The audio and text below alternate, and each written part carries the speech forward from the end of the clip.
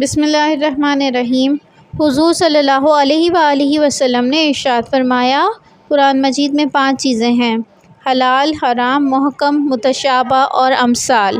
بس حلال کو حلال سمجھو، حرام کو حرام قرار دو۔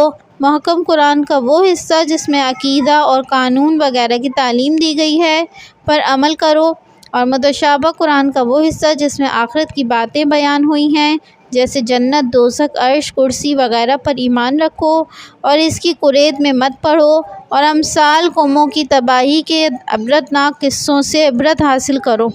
نبی صلی اللہ علیہ وآلہ وسلم نے ارشاد فرمایا، اللہ نے کچھ فرائض مقرر کیے ہیں، انہیں برباد نہ کرنا، اور کچھ چیزوں کو حرام کیا ہے، ان کا ارتکاب نہ کرنا، اور کچھ حد بندیاں کی ہیں، انہیں پھلانگ کر آگے نہ بڑھنا، اور کچھ چیزوں سے اس نے بلا بھولے خاموشی اختیار کی ہے تو تم اس کی قرید میں نہ پڑنا۔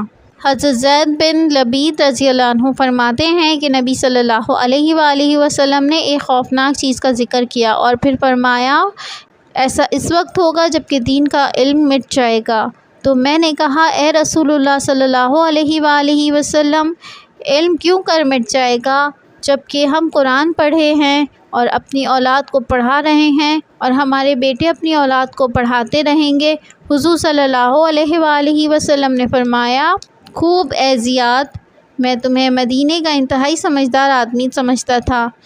کیا تم نہیں دیکھتے کہ یہود و نصارہ تورات اور انجیل کی کتنی تلاوت کرتے ہیں، پر ان کی تعلیمات پر کچھ بھی عمل نہیں کرتے؟